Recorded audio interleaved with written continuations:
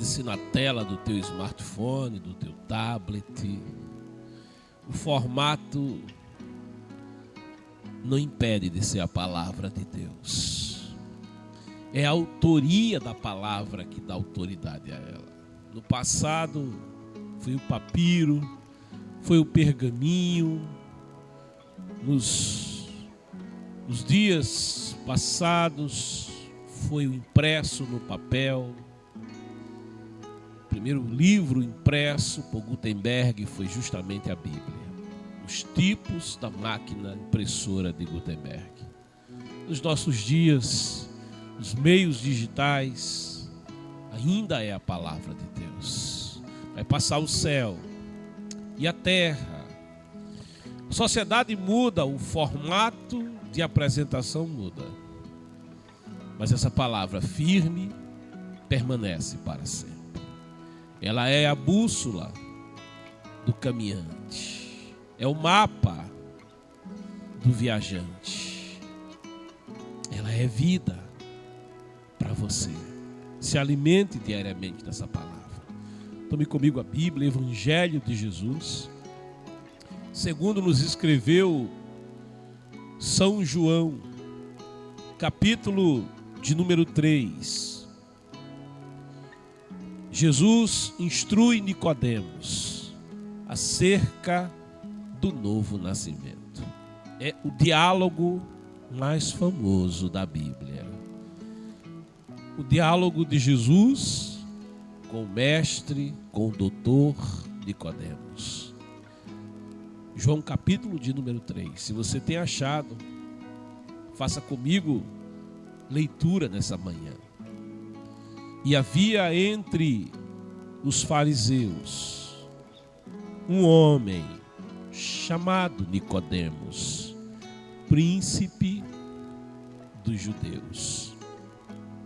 Este foi ter de noite com Jesus e disse-lhe: Rabi, bem sabemos que és mestre, vindo de Deus, porque ninguém pode fazer estes sinais que tu fazes, se Deus não for com ele.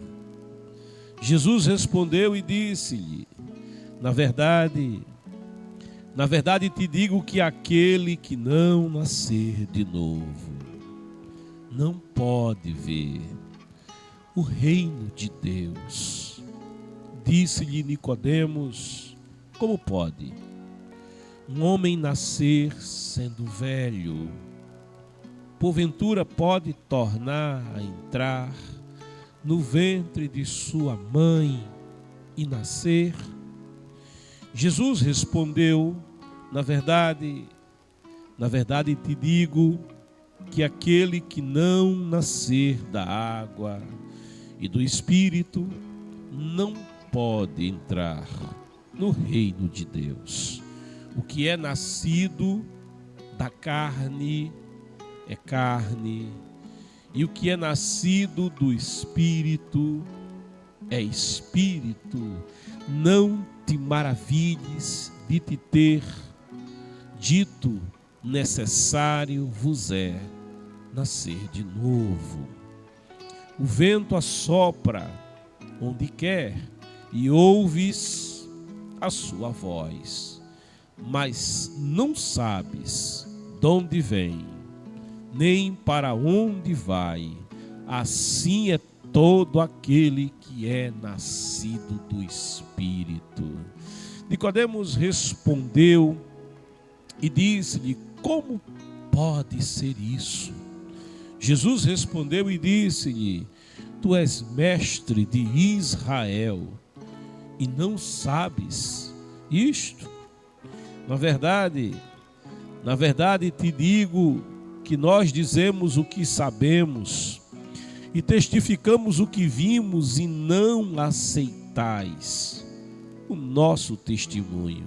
Se vos falei de coisas terrestres e não crestes, como crereis se vos falar das celestiais? Ora, ninguém subiu ao céu, senão o que desceu do céu, o Filho do homem que está no céu. E como Moisés levantou a serpente do deserto, assim importa que o Filho do homem seja levantado, para que todo aquele que nele crer não pereça, mas tenha a vida eterna. Porque Deus amou o mundo de tal maneira que deu seu Filho unigênito, para que todo aquele que nele crer não pereça, mas tenha a vida eterna. Porque Deus enviou o seu Filho ao mundo, não para que condenasse o mundo, mas para que o mundo fosse salvo por ele. Quem crê nele não é condenado, mas quem não crê já está condenado, porquanto não crê no nome do unigênito Filho de Deus. E a condenação é esta, que a luz veio ao mundo, e os homens amaram mais as trevas do que a luz, porque as suas obras eram más. Porque todo aquele que faz o mal aborrece a luz e não vem para a luz, para que as suas obras não sejam reprovadas. Mas quem pratica a verdade vem para a luz, a fim de que as suas obras sejam manifestas, porque são feitas em Deus. Pai amado e santo, é a tua palavra. Eu te peço, Senhor, Pai, envia aqui o teu Espírito Santo, Ele que é o nosso mestre, Ele que nos ensina, Ele que nos faz lembrar, Ele que inspira. Senhor, te peço nesta hora, nos abre as Escrituras Sagradas, nos dá a aplicação da tua palavra. Fala conosco, que esta palavra percorra a terra, percorra os corações, e ela produza para a tua glória, conforme o teu querer nessa manhã, em nome de Jesus. Amados, queridos, o diálogo registrado pelo evangelista João no capítulo 3 vem dentro do contexto do propósito para o qual o evangelista João se pôs a escrita deste livro, a escrita desta narrativa do quarto evangelho.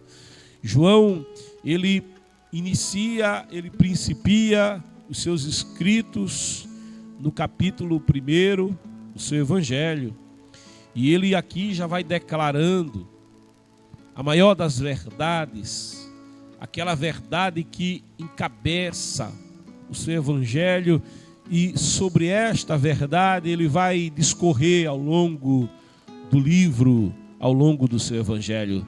Quando ele inicia no versículo 1 declarando: no princípio era o verbo, ou era o logos, ou era a palavra. No princípio era o verbo, e o verbo estava com Deus, e o verbo era Deus. Ele estava no princípio com Deus. Todas as coisas foram feitas por ele, e sem ele nada do que foi feito se fez. Veja, João, ele inicia o seu evangelho afirmando a divindade de Jesus. Ele inicia o seu evangelho declarando a deidade de Jesus Cristo. Ele inicia o seu evangelho nos dando a certeza que Jesus é a palavra encarnada de Deus, que Jesus é Deus, que ele fez no princípio com Deus todas as coisas, e que sem o concurso dele, nada, absolutamente nada do que foi feito se fez.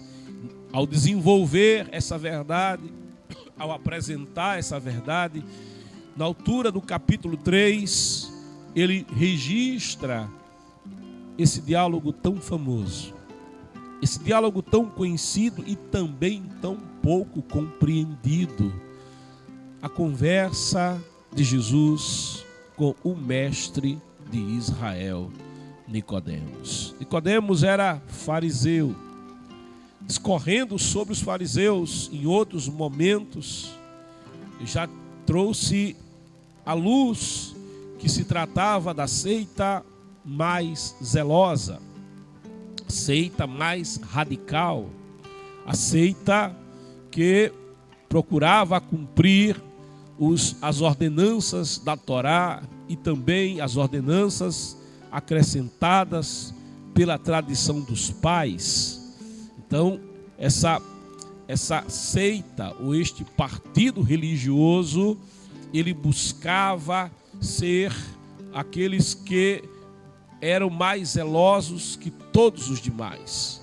Eles buscavam o cumprimento estrito de tudo quanto estava expresso, de tudo quanto estava escrito na lei. Eles eram ultra religiosos. Os fariseus tinham regras e eles viviam por essas regras. Eles eram, por assim dizer, legalistas. E no seu legalismo eles se especializaram e eles se aprofundaram. Os fariseus tinham regras, por exemplo, os fariseus afirmavam que se podia comer o ovo de uma galinha que o pôs no dia de sábado, desde que aquela galinha fosse morta no dia seguinte, porquanto a galinha tinha descumprido com o descanso sabático. Os fariseus tinham regras, por exemplo, que dizia: você pode engolir o vinagre, mas não pode gargarejar no sábado, porque engolir o vinagre não implica em trabalho, mas fazer gargarejo com vinagre é um trabalho. Então não se pode gargarejar o vinagre, apenas bebê-lo no sábado. Eram regras até enfadonhas, eram muitas regras que eles tinham estabelecido, e tudo isso eles faziam com muito zelo, tudo isso eles faziam com muito cuidado, sendo eles muito zelosos dessas coisas. Eles buscavam a sua autojustiça, a sua autojustificativa. Eles simbolizam e eles consolidam a visão humana de que através do esforço humano, através do fazer humano, o homem pode melhorar a si mesmo, o homem pode alcançar a condição da salvação, da condição da sua própria santificação, a sua própria santidade diante de Deus. Nicodemos, ele era membro desta seita e ele era membro destacado do Sinédrio de Israel, sendo chamado de mestre de Israel. Ele era alguém de alta eminência, tinha um alto conhecimento, e é este homem que vai procurar Jesus. Curioso é que ele não vai acompanhado de ninguém. Nicodemos busca encontrar Jesus, mas busca encontrar Jesus sozinho. Não vai levando nenhum colega, não vai levando nenhum amigo. Nicodemos quer tratar ele próprio com Jesus. Nicodemos não quer que tenham a impressão errada acerca dele ter ido falar com Jesus. Havia sim perseguição a Jesus. Os fariseus, eles ameaçavam lançar fora da sinagoga aqueles que afirmassem crer em Jesus Cristo, crer que Jesus era o Messias, crer que Jesus Cristo era o Salvador. Eles ameaçavam, e não me admira que agora Nicodemos vá ter com Jesus e ele vá só. E indo ter com Jesus, Nicodemos, ele principia a sua conversa declarando uma declaração de fé em Jesus. No versículo 2, ele diz: este foi ter de noite com Jesus e disse-lhe, veja, Rabi, ao chamar Jesus de Rabi, professor ou mestre. Se Nicodemos era mestre de Israel e chama Jesus de mestre, ele evidentemente está honrando Jesus. Evidentemente, ele está declarando que respeitava Jesus. E por isso já usa o título de mestre ao tratar com o Senhor Jesus. Chamando-lhe mestre, reconhecendo-lhe a sabedoria e a autoridade, ele prossegue: bem sabemos. Veja, ele declara uma verdade que ele entende ser conhecida de todos, não apenas dele. E ele vai na terceira pessoa, falando do plural, falando algo que para ele já era notório. Bem sabemos. Também, ao falar assim, Nicodemos não diz eu bem sei, ele não se compromete. Ele é sutil na sua afirmação. Quando ele diz, bem sabemos que és mestre vindo de Deus. Essa é uma afirmação séria. Essa é uma afirmação categórica, vinda do mestre de Israel e de um fariseu membro do Sinédrio e destacado em Israel. Mestre vindo de Deus, ainda que ele não diga bem que eu sei, bem que ele usa um termo no qual ele mesmo se perde, ele mesmo se esconde. Bem sabemos, quem? Nós, mas ele não diz eu, mas ainda assim ele faz essa afirmação: tu és mestre vindo de Deus. E aí ele diz o motivo pelo qual ele assim se expressa, quando ele, na segunda parte do versículo, vai dizendo, porque ninguém pode fazer. Veja, João declara a divindade de Jesus, e o argumento de Nicodemos vai passar por essa verdade: Jesus é Deus. Porque ninguém pode fazer sinais, estes sinais que tu fazes, se Deus não for com ele. A fé de Nicodemos, a convicção de Nicodemos, ela tem como fundamento aquilo que ele viu, os sinais que ele contemplou, os sinais que ele visualizou, os sinais que lhe chegaram ao conhecimento, os sinais de que Jesus operava.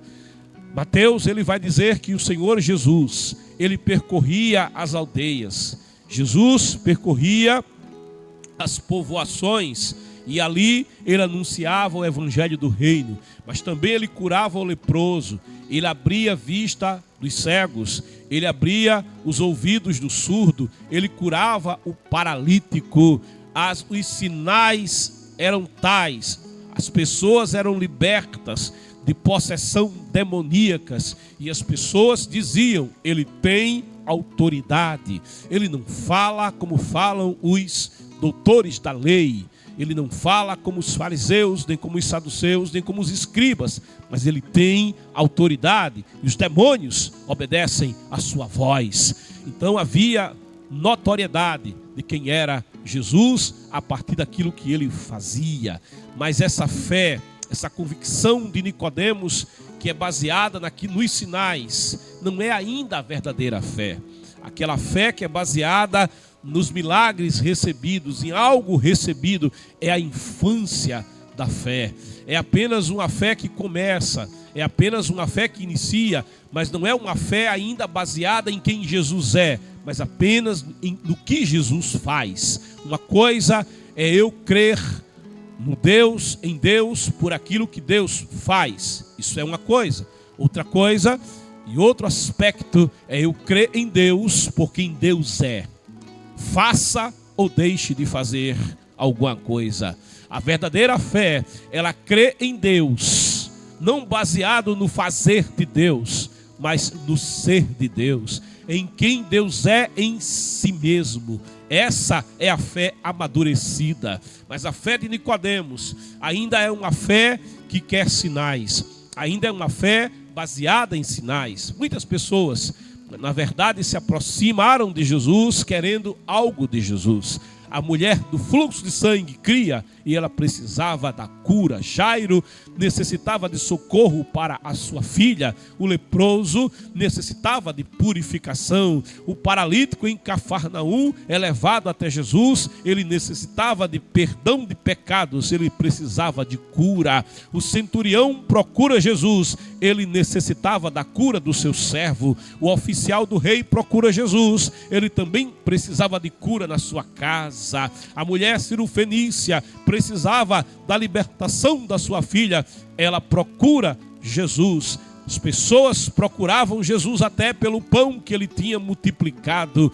E muitos procuravam Jesus pelos sinais que Jesus operava, mas não conheciam quem Jesus era. Não criam em Jesus baseado em quem ele era, muito menos do ensino que ele ministrava. E por isso, a verdadeira fé, e que eu te estimulo nessa manhã a buscar ter, é a fé que vai além dos sinais, é a fé que vai além da tua necessidade. E ter necessidade não é pecado, não. Ele mesmo nos faz um convite ao dizer: vinde a mim os cansados, sobrecarregados, oprimidos. Ele diz: eu vos aliviarei. Há alívio sim em Jesus, mas nós precisamos ir além da fé, além da busca de Jesus, pelas bênçãos de Jesus. Mas precisamos procurar o Jesus que abençoa, mais do que as bênçãos de Jesus. Nicodemos crê, mas Nicodemos ainda tem uma fé infantil, uma fé que está na infância, e ele declara essa verdade, mas declara isso, veja, na terceira pessoa do plural. Ele declara a sua fé, a sua declaração de fé, ainda baseado naquilo que ele tem visto, naquilo que ele tem testificado. Jesus escuta aquilo. Jesus ouve a declaração de Nicodemos. Mas Jesus, ele trata o Nicodemos. Jesus, ele não está querendo tratar do que falam dele, daquilo que dizem a seu respeito. As pessoas vão ter opiniões, e ainda hoje terão opiniões acerca de Jesus e do Evangelho. Nem sempre são opiniões acertadas. Mas Jesus, ele não procura tratar do que falam dele, ou em que se fundamenta a fé de Nicodemos. Mas Jesus trata do Nicodemos. E eu te afirmo nessa manhã, Jesus quer tratar da tua pessoa. Jesus vai no âmago da tua necessidade. É aí que estão os olhos de Jesus. É para você que os olhos do Senhor se voltam nesta hora. Assim como ele se voltou para doutor Nicodemos, ele faz uma assertiva, ele contempla, ao ver Nicodemos, ele contempla o coração de Nicodemos, ele contempla a situação de Nicodemos, e Jesus quer tratar com Nicodemos. Assim como eu te afirmo que ele olha para você, ele contempla você, ele vê a tua situação, ele vê a tua condição, e Jesus quer tratar da tua condição nesta manhã. Então, Jesus vai tratando com Nicodemos e vai no âmago do problema e necessidade, no versículo 3, quando diz: na verdade, te digo, aquele que não nascer de novo não pode ver o reino de Deus. Veja, Nicodemos, então, no versículo 4, ele responde essa assertiva de Jesus, quando ele diz: como pode um homem nascer sendo velho? Porventura pode tornar a entrar no ventre de sua mãe e nascer? E aqui eu falei no início, o diálogo de Jesus com Nicodemos é muito conhecido, mas muito pouco compreendido. Jesus, ao afirmar que aquele que não nascer de novo, aquele que não nascer novamente, na verdade te digo, aquele que não nascer de novo não pode ver o reino de Deus. Quando Jesus faz essa afirmativa, quando Jesus coloca esta questão, primeiro, alguém diz: Jesus está falando daquilo que Nicodemos respondeu. O homem nascido depois de adulto, para ver o reino de Deus, precisa voltar ao ventre de sua mãe. Aqui o kardecismo diz: então existe reencarnação na Bíblia. Então o homem, segundo afirma o Senhor Jesus Cristo, o verbo que se fez carne, precisa reencarnar, tem que tornar outra vez ao ventre de sua mãe, nascer de novo, e como eles dizem, ser aperfeiçoado do karma, e então ele chegará a Deus. Então ele poderá ver o reino de Deus. Então ele poderá ser aperfeiçoado através de muitas vidas sucessivas. Quando Jesus fala, é preciso nascer de novo. É claro, Jesus está tratando, não é com o homem comum. Jesus está tratando com o mestre de Israel. E ao tratar com o mestre de Israel, Jesus, ele se comunica na linguagem, na forma, no raciocínio, na condição intelectual daquele com quem ele conversa. Era hábito dos mestres, era hábito dos rabis se utilizar de figuras, de símbolos para então ensinar, para então ministrar o ensino. E ao falar de nascer de novo, ao utilizar isso como figura, Jesus está fazendo a Nicodemos uma convocação, está colocando diante de Nicodemos a futilidade, na verdade, da religião de Nicodemos, de todo o esforço farisaico, de todo o esforço feito pelos fariseus para conquistarem a salvação, para conquistarem através de práticas humanas, do esforço humano, a sua salvação. Jesus está dizendo para Nicodemos, na altura, na graduação intelectual, na graduação religiosa, na condição elevada, social, econômica, política, religiosa, na qual ele se encontra, Jesus, na verdade, faz uma afirmação terrível para os ouvidos de Nicodemos, quando ele diz: Nicodemos, tudo quanto você fez, todos esses anos que você tem praticado as práticas das tuas obras, todo o esforço que você tem feito, intelectual, religioso, cerimonial, tudo isso quanto você tem feito, Nicodemos, não serve de nada para a tua salvação. O que Jesus está dizendo para Nicodemos é: você precisa iniciar tudo de novo, você precisa abandonar tudo em que você tem acreditado até hoje, todo esse esforço religioso, todo esse esforço por salvação, toda essa busca, toda essa prática, todo esse cuidado, todas essas 613 ordenanças e essas 2.000 tradições que você guarda dia após dia, você precisa deixar tudo isso, abandonar tudo isso, porquanto nada disso pode te levar à salvação. Jesus está dizendo então para Nicodemos: é preciso você desistir de tudo isso e nascer de novo. Bem, verdade é que a resposta de Nicodemos, parece que Nicodemos não entendeu que Jesus fala de forma figurada, simbólica. A resposta de Nicodemos parece dizer, e alguém assim acha, que Nicodemos não entendeu a princípio o que Jesus estava falando, mas a grande verdade é que Nicodemos era doutor, era que Nicodemos era mestre da lei, mestre de Israel, e Nicodemos bem entendeu sim o que Jesus estava falando. Nicodemos percebeu que Jesus não estava apresentando para ele um caminho de facilidade. Se Jesus tivesse dito para Nicodemos: Nicodemos, você precisa dar uma grande oferta, ele daria. Se Jesus tivesse dito para Nicodemos: você precisa fazer um grande sacrifício, fazer uma grande penitência, ele faria. Se Jesus exigisse de Nicodemos mais esforço do que o que ele já fazia na sua religião, ele estaria disposto a fazer.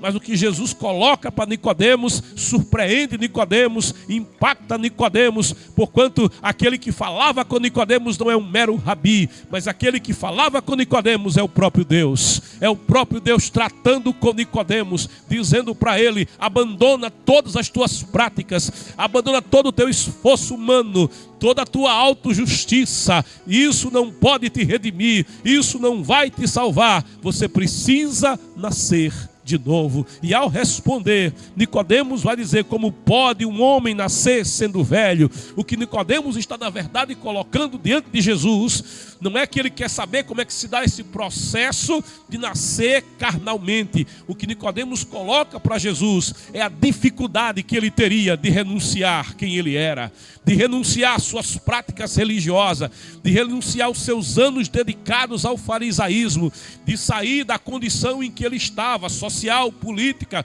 econômica, abandonar tudo em que ele cria e começar de novo. Como posso eu, depois de velho, depois de ser mestre de Israel, depois de ter cadeira no Senado de Israel, depois de ser mestre, como posso eu, depois de ter dedicado a vida inteira em uma direção, agora o Senhor está me dizendo que eu andei em vão, que depois que eu percorri todo esse caminho, eu estava no caminho errado, eu estava na direção errada. Como posso eu agora voltar e começar tudo de novo?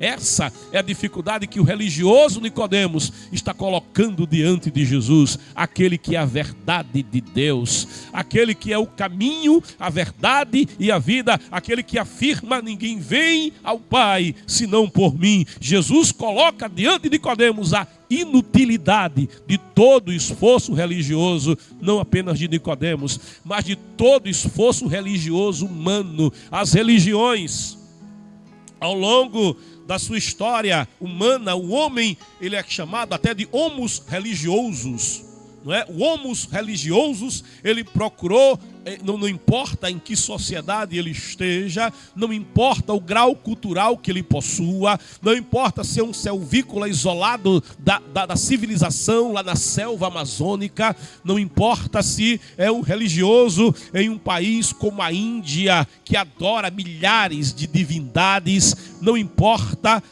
se é um monoteísta, um politeísta. A verdade das religiões humanas é que todas elas impõem ao homem práticas, todas elas impõem ao homem esforço, impõem ao homem um modo de vida, impõem ao homem o esforço do homem para conquistar a religião. O budista, ele procura renunciar à carne, não comer carne, renuncia a prazeres sexuais, renuncia a prazeres do alimento. O budista é ensinado a renunciar a tudo quanto faça bem ao corpo. Com isso, ele busca uma iluminação. E Buda, que passou a vida em busca da verdade, ele vai morrer dizendo: eu parto sem ter encontrado a verdade. Porquanto todo esforço da religião não leva o homem verdadeiramente à salvação. E é isto que Jesus diz ao doutor Nicodemos. E é isso que o religioso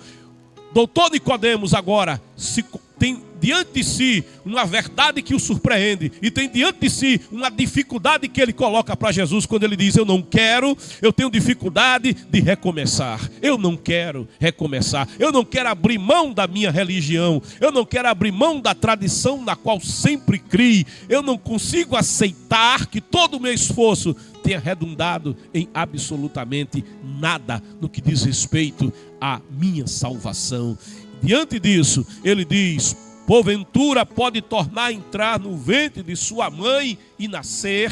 Ele entendeu o que Jesus falou, e ele responde em linguagem também figurada aquilo que Jesus tinha afirmado, mas ele está colocando, na verdade, diante de Jesus a sua dificuldade. E Jesus, ele prossegue no versículo 5, quando ele diz: na verdade te digo que aquele que não nascer da água e do Espírito não pode entrar no reino de Deus. Aqui novamente, diante de um mestre, Jesus, ele continua utilizando símbolos e linguagem simbólica, quando ele diz que o homem tem que nascer da água. Veja, nascer da água. Para Nicodemos, ele sabia que a água, desde o Antigo Testamento, era usada para purificação no templo.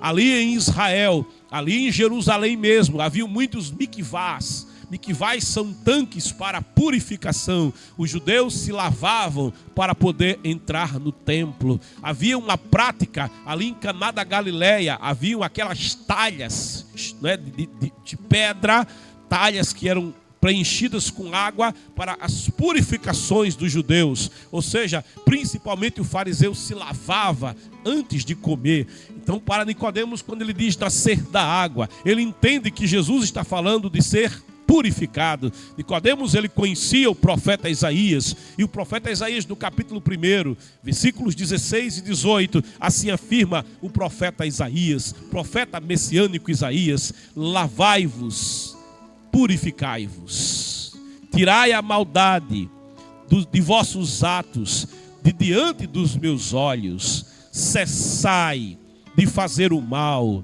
aprendei a fazer o bem, vinde, pois, e arrazoemos, diz o Senhor, ainda que os vossos pecados são como a escarlate, eles se tornarão brancos como a neve, ainda que são vermelhos como carmesim, se tornarão como a lã. Nicodemos sabe, Jesus está falando de ser purificado, verdadeiramente purificado dos seus pecados. Jesus está colocando diante de Nicodemos que nenhum ato de justiça humano o isenta de nenhum só dos seus pecados. A Bíblia diz que o salário do pecado é a morte, e toda alma que pecar morrerá.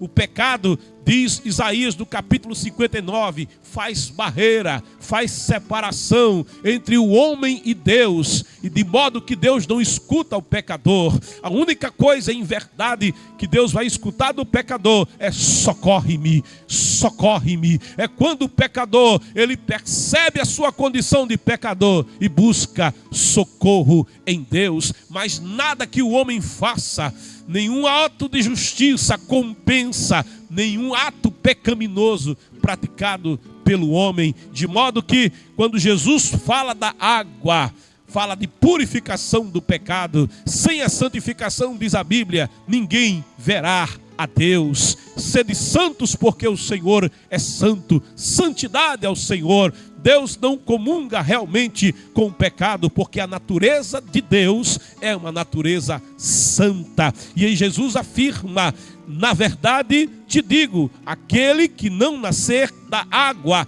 e do Espírito não pode entrar no reino de Deus. Jesus fala de purificação e aqui ele acrescenta: nascer da água e do Espírito. E aqui Jesus está dizendo: a religião não vai te fazer regenerar. A prática religiosa não vai mudar quem você é, não vai mudar o teu coração, o coração de pedra, o coração rebelde, o coração endurecido, a natureza pecaminosa, a natureza caída.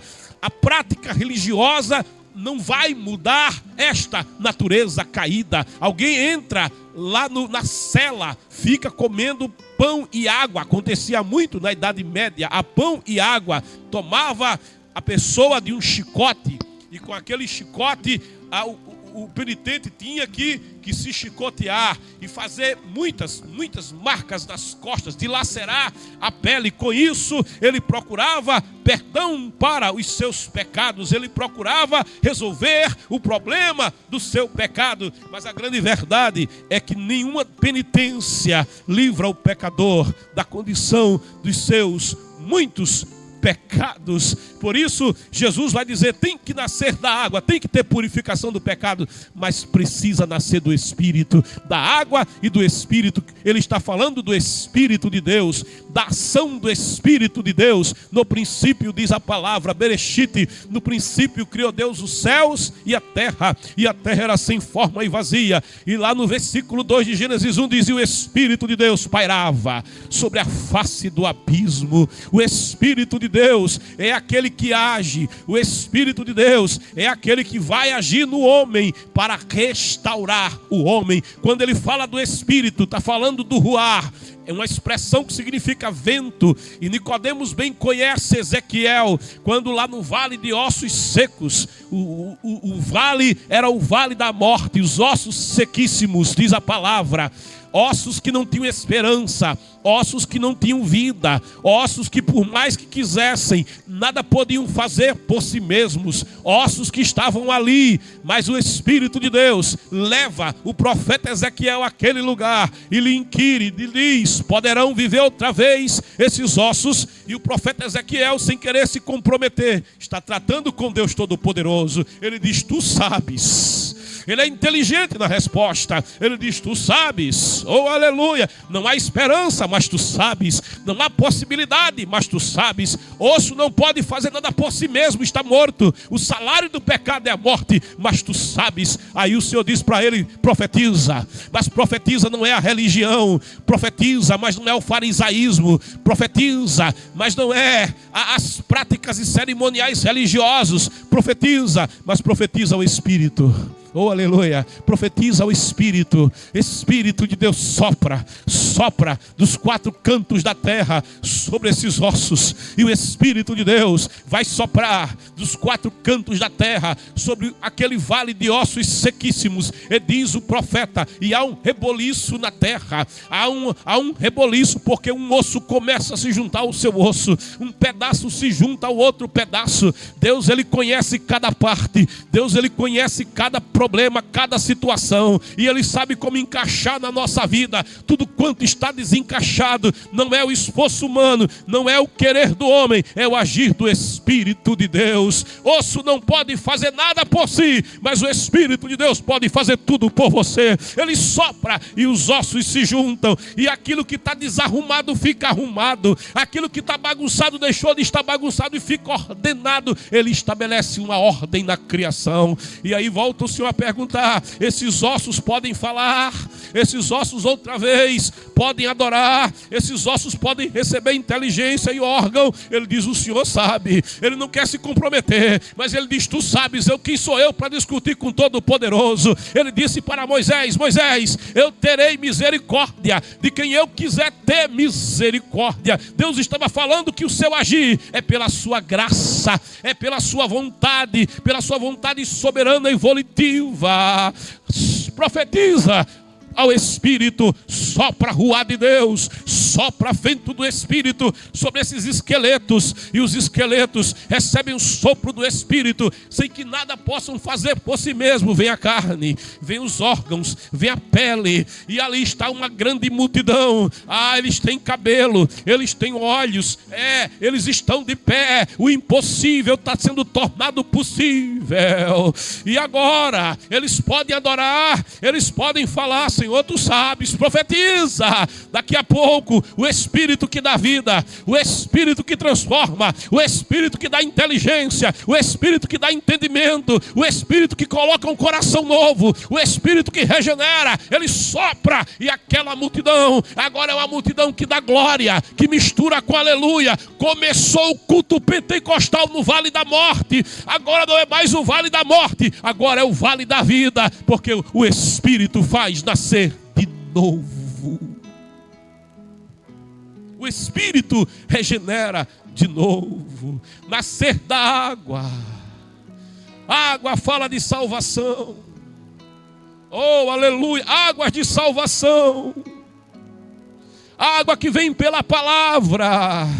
Vós estáis purificados pela palavra, disse Jesus, que eu vos tenho dito, que eu vos tenho ensinado. A palavra, o agir da palavra produz salvação. O Espírito produz regeneração. E ele diz para Nicodemos: aquele que não nascer da água e do Espírito não pode entrar no reino de Deus. Mas eu sou Nicodemos, eu sou mestre em Israel, não pode entrar no reino de Deus. Mas eu sou grão-mestre, lá na minha prática, não pode entrar no reino de Deus. Mas eu sou sumo sacerdote, lá na minha religião, não pode entrar no reino de Deus. Mas eu sou grande na terra, não pode entrar no reino de Deus. Mas eu tenho muitos bens, muitos bens para muitos dias, possuo na terra muita coisa, não pode entrar no reino de Deus. Tem que nascer de novo, tem que nascer da água, tem que nascer do Espírito, tem que ser purificado, tem que ser transformado, tem que ser regenerado. Isso não é o agir do homem, não é a vontade do homem, não é o querer do homem, é a graça de Deus, é o agir de Deus, é a misericórdia de Deus, é o fazer de Deus na vida do homem. Nicodemos está descobrindo uma coisa. Ele achava que tudo dependia dele. Agora ele está percebendo que tudo depende de Deus. Tudo da sua vida depende de Deus. Ele disse: sem mim nada podeis fazer. E aqui Jesus, no versículo 6, vai dizer: o que é nascido da carne é só carne, E aqui o cadercismo não percebe uma verdade. Eu disse, esse diálogo é famoso, é muito conhecido, mas é muito pouco compreendido. O que é nascido da carne é carne. Olha, se regenerasse, envolvesse reencarnação, pecador só gera pecador. Eu nunca vi goiabeira produzir manga. Você já viu, Kennedy? Você já viu mangueira produzir abacaxi? Já viu, Kennedy? Eu nunca vi. Eu nunca vi pé de amendoim botar tomate. Pé de amendoim só bota amendoim. Árvore boa, diz aí, Kennedy, fruto bom. E árvore ruim, o fruto é ruim. Não tem jeito. Oh glória! Se nascer da carne, carne caída, vai gerar santidade? Não, vai gerar carne caída. Aleluia! O que é nascido da carne é carne, não tem jeito. Nasceu na corrupção. O salmista diz: em corrupção me deu a vida minha mãe. Nascido da carne é carne. Genealogia não salva. Nome de família não salva. Só tem um que salva.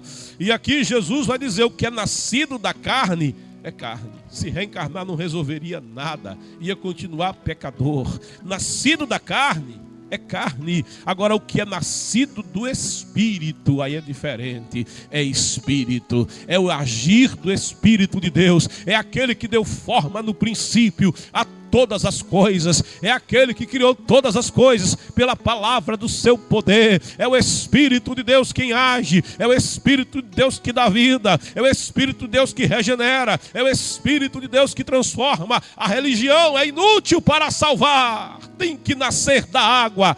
Tem que nascer do Espírito.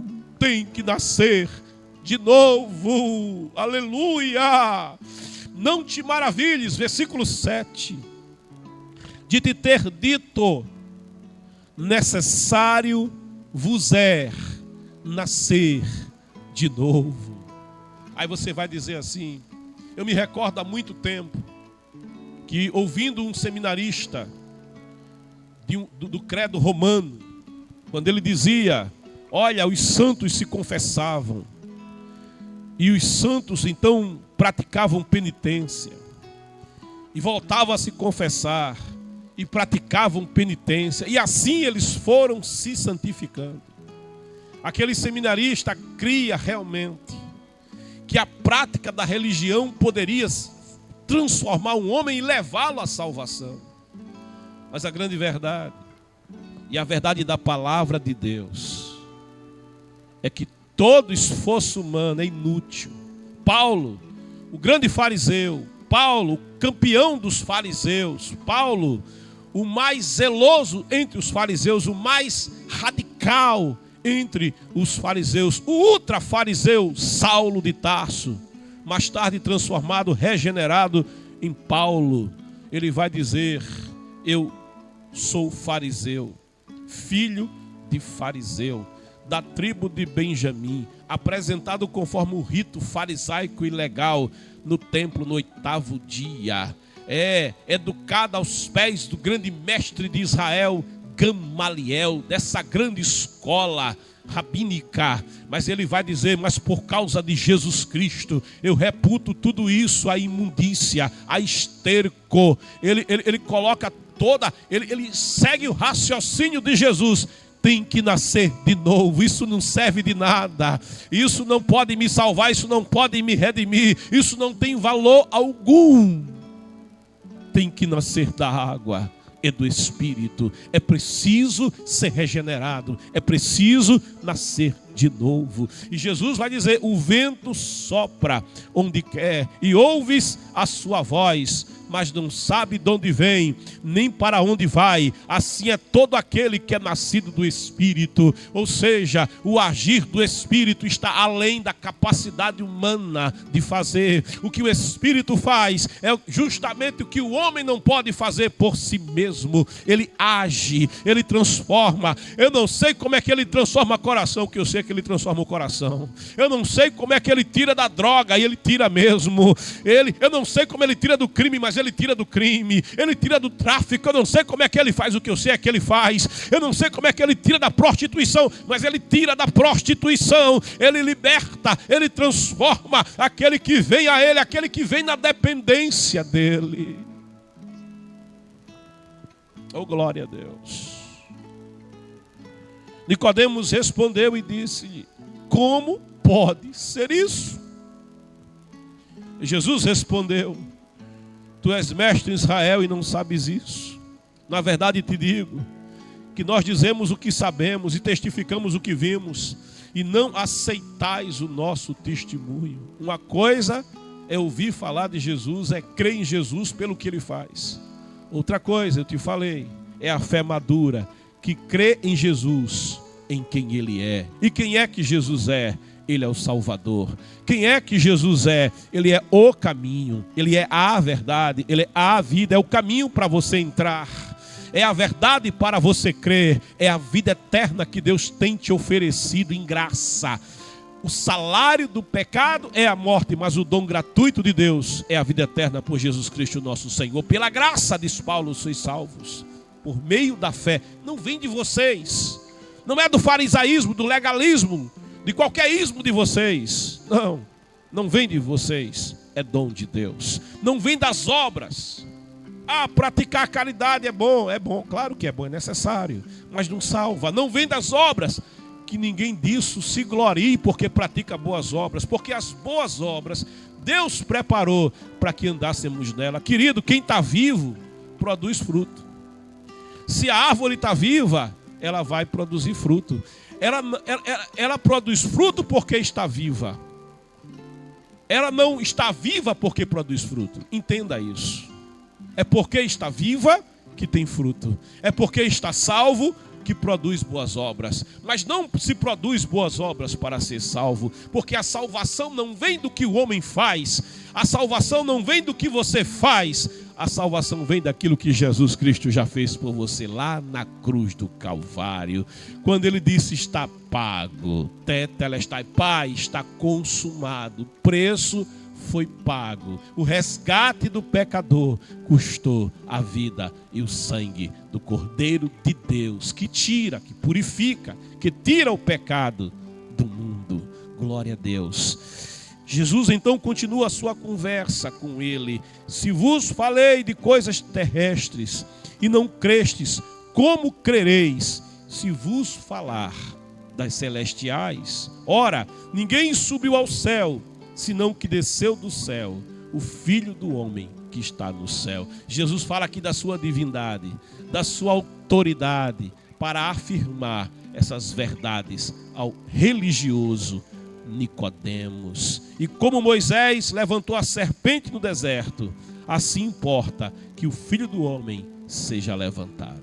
Lá no deserto, em rebelião, Israel foi assolado por uma praga de serpentes venenosas e as pessoas estavam morrendo.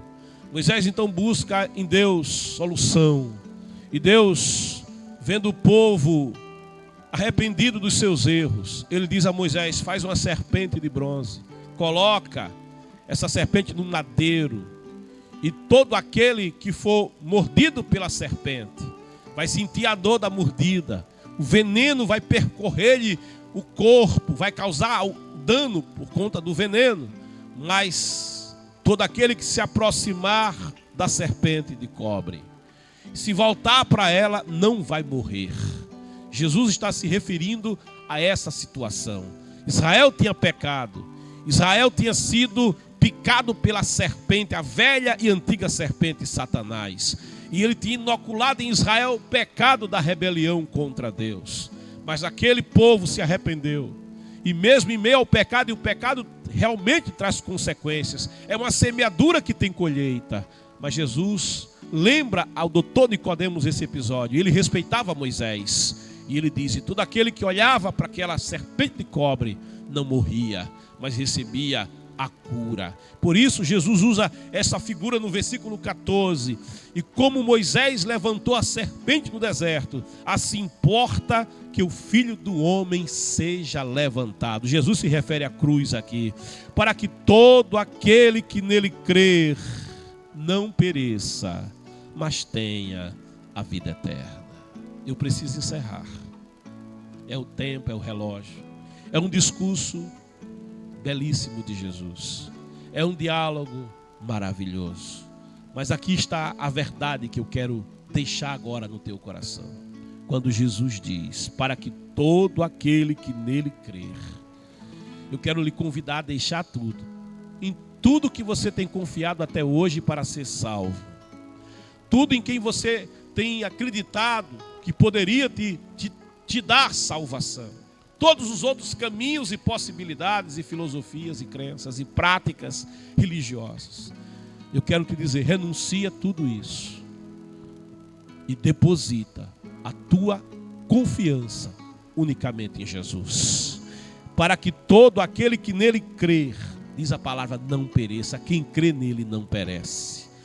Ah, mas eu sou um grande pecador. Para um grande pecador, um salvador maior ainda. Aonde abundou o pecado, superabundou a graça de Deus. Mas ele diz, não pereça e tenha o que? A vida eterna. Se o salário do pecado é a morte, o dom da graça de Deus em Cristo Jesus é a vida eterna, é a tua salvação. Como faço para ser salvo? Perguntou o carcereiro de Filipos. E a resposta de Paulo foi, crê no Senhor Jesus. Olha como o evangelho é simples. Crê no Senhor Jesus, será salvo tu e a tua casa. Constitua nesta hora Jesus, o Senhor, o Salvador, único, exclusivo e suficiente da tua vida, e serás salvo. Escreva no chat a sua decisão. Coloque, você que ainda não tomou essa decisão.